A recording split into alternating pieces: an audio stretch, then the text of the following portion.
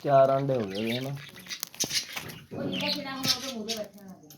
ਉਹ ਤਾਂ ਚਿੱਟਾ ਜਿਹੜਾ ਨਵਾਂ ਗਾ ਉਹ ਤਾਂ ਕਾਇਮ ਆ, ਉਹ ਬੈਠਣ ਨਹੀਂ ਦਿੰਦਾ ਉਹ ਦੇਖੋ ਬਹਿੰਦਾ ਮੂਹਰੇ ਬਹਿ ਹਿੱਲਣੀ ਨਹੀਂ, ਹਿਲਦਾ ਹੀ ਜਿਹੜੇ ਪੂਰਾ ਭਰੇ ਦਾਣੇ ਚ ਬਣਿਆ ਨਾ ਫਿਰ ਲੀਲਾ ਬਹਿ ਜਾਂਦਾ। ਉਹ ਪਤਾ ਨਹੀਂ ਹੁਣ ਹੇਠਾਂ ਵਾਲੇ ਬੱਚੇ ਨੂੰ ਕੋਈ ਖਵਾਉਂਦਾ ਕਿ ਨਹੀਂ ਖਵਾਉਂਦਾ। ਉਹ ਤਾਂ ਹੀ ਉਹ ਨਹੀਂ ਵੀ ਕੋਈ ਖਵਾਉ ਤਾਂ ਵੀ ਆਪ ਵੀ ਖਾ ਸਕਦਾ ਉਹ ਤਾਂ। ਇਹਨਾਂ ਚੋਂ ਇੱਕ ਚਿੜੀ ਵਰਗਾ ਬੱਚਾ, ਇੱਕ ਜਮਾ ਚਿੱਟਾ ਹੈਗਾ, ਇੱਕ ਜਮਾ ਪੀਲਾ ਹੈਗਾ। ਨਹੀਂ ਪੀਲਾ ਨਹੀਂ, ਉਹ ਹੋਰ ਤਰ੍ਹਾਂ ਦਾ ਲੱਗਦਾ ਪੀਲਾ, ਪੂੰਛ ਜੀ ਹੋਰ ਤਰ੍ਹਾਂ ਦੀ। ਉਹ ਅੰਡੇ 5 ਦਊਗੀ ਚਿੜੀ, 5 ਅੰਡਿਆਂ 'ਚ 2 ਬੱਚੇ ਕੱਢੂ ਜੇ ਕੱਢੇ ਪਹਿਲੀ ਵਾਰ। ਵੈਸੇ ਤਾਂ ਪਹਿਲੇ ਅੰਡੇ ਤਾਂ ਖਰਾਬ ਹੀ ਹੁੰਦੇ ਆ।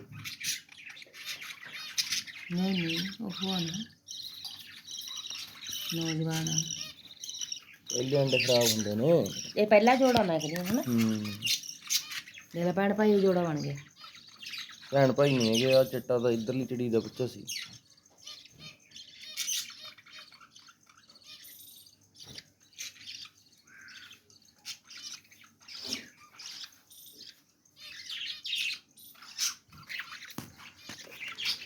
ਕੱਲ ਕਿੰਨਾ ਕਰਦਾ ਜਦੋਂ ਟਾਈਮ ਆਇਆ ਜਦ ਮੀਂਹ ਪੈਣ ਲੱਗਾ।